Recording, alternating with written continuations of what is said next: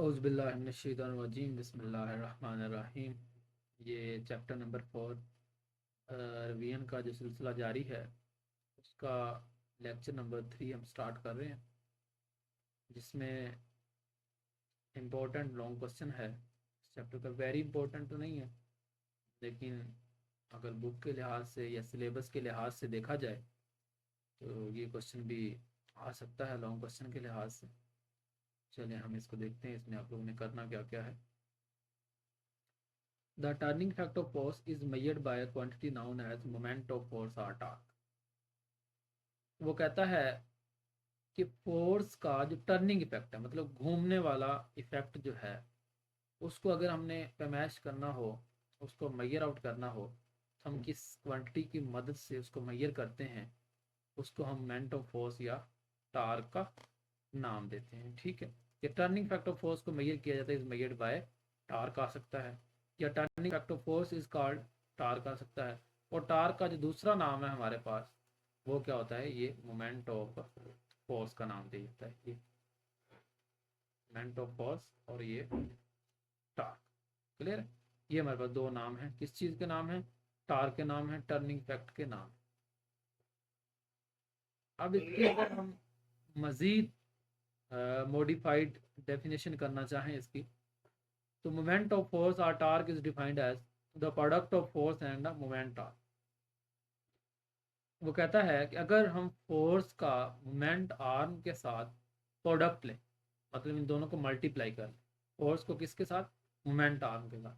Moment arm हमने पिछले lecture में देखा था कि बेसिकली ये क्या था, प्रिपेंडिकुलर डिस्टेंस था। किस चीज़ का डिस्टेंस था?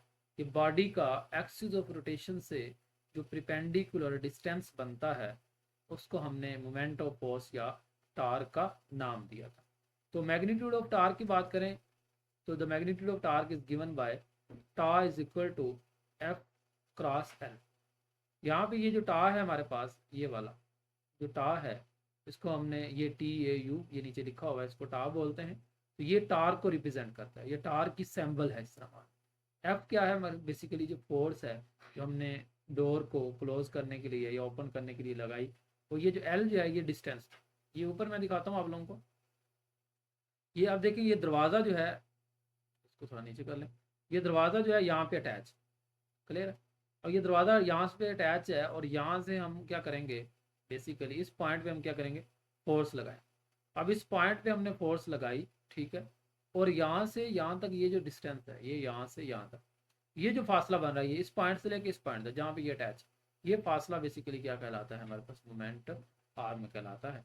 ठीक, तो इसके होगा डायरेक्टली। अब यहाँ पे देखेंगे ये एक्सिस रोटेशन है ओ, ओ के गिर्द कोई भी एक बॉडी है, ये इस रोटेशन में क्या कर रही है, ये ऐसे घूम रही है। क्लियर है? इस तरह, इस ये ऐसे घूम रही है। अब ये बॉडी इस तरह घूम रही है। अब इसका यहाँ से यहाँ तक ये जो फासला है, ये यहाँ से यहाँ, ठीक है, तो ये बॉडी थी, यहाँ पे एक बॉडी थी पॉइंट, ये बॉडी। क्लियर है? ये मैंने ये पॉइंट पी पे मैंने क्या कर दिया, एक बॉडी बना दी, ये बॉडी थी। अब ये रोटेट कर रही थी इधर सर्कल के गिर्द, और यहाँ से जिस पॉइंट के गिर्द ये रोटेट करी, ये इसका हाफ सर्कल बन रहा है।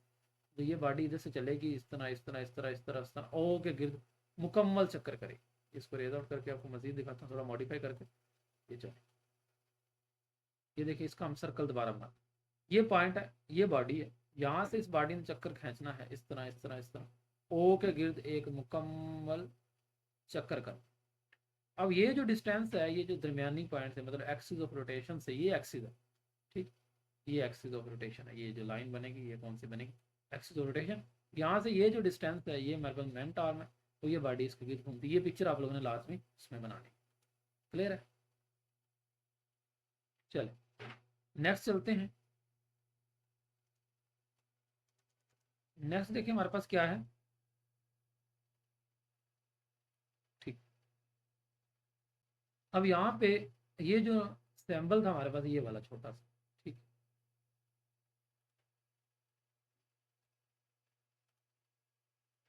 ये हमारे पास क्या बन रहा है, एक सैम्बल बन रहा है टा, इसको टा कहते हैं।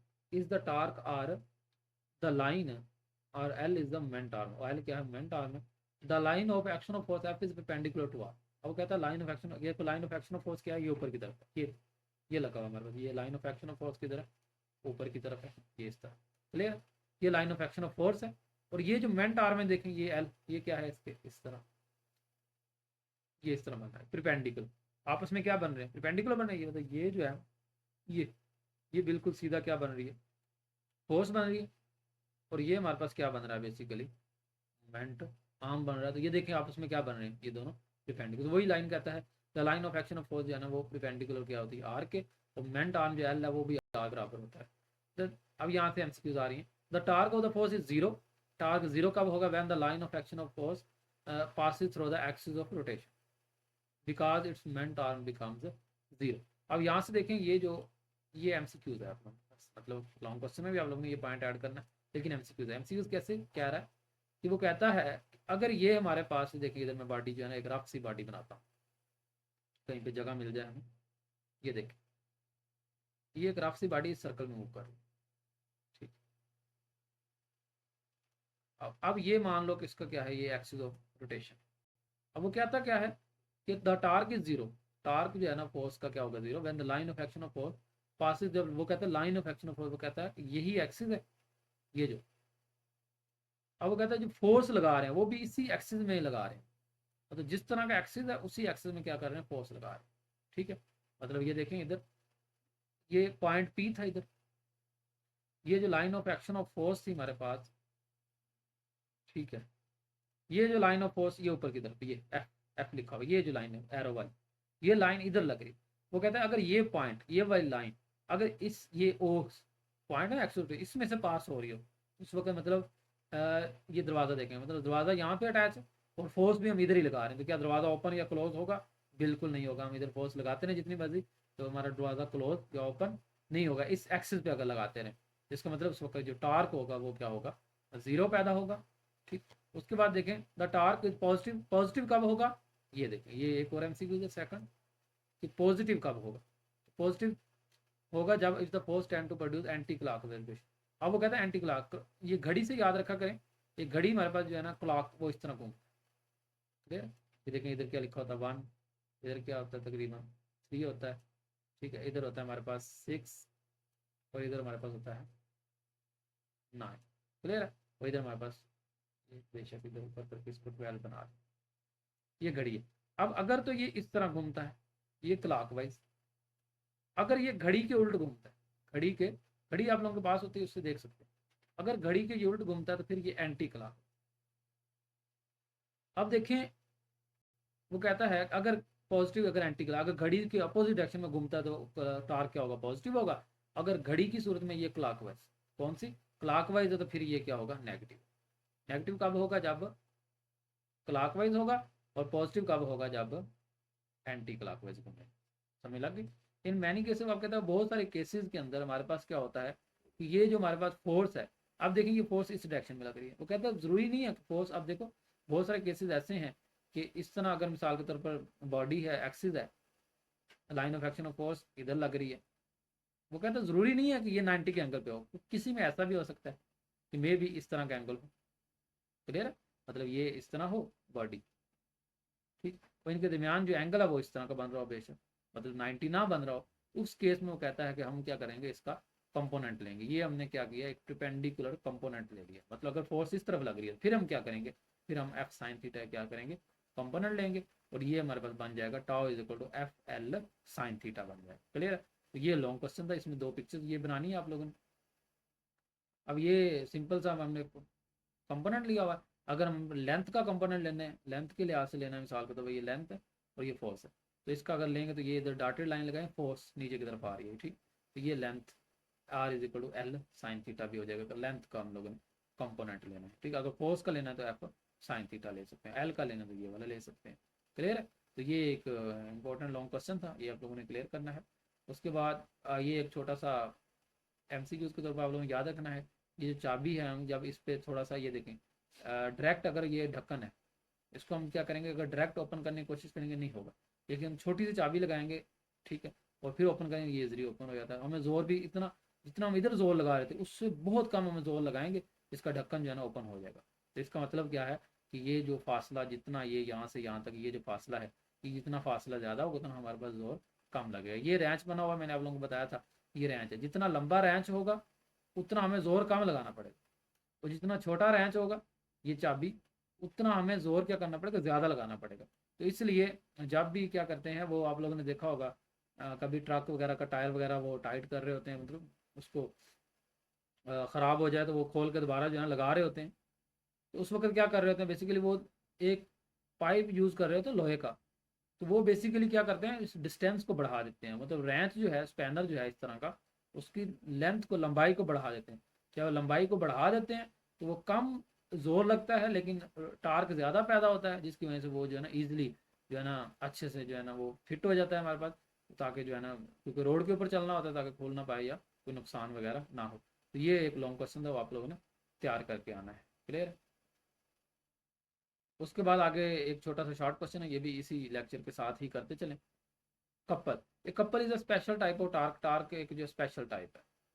पहले मैं आप लोगों को छोटी सी मिसाल देता चलूँ कि देखें, हमारे पास गाड़ी का स्टेयरिंग है।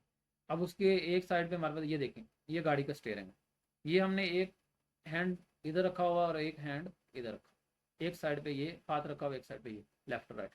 अब देखें, अगर हमने गाड़ी को टर्न करना है, इसको अगर हम ऊपर फोर्स लगाते हैं, ठीक है, अब इसको फोर्स ऊपर लगाएंगे तो नहीं लगेगी।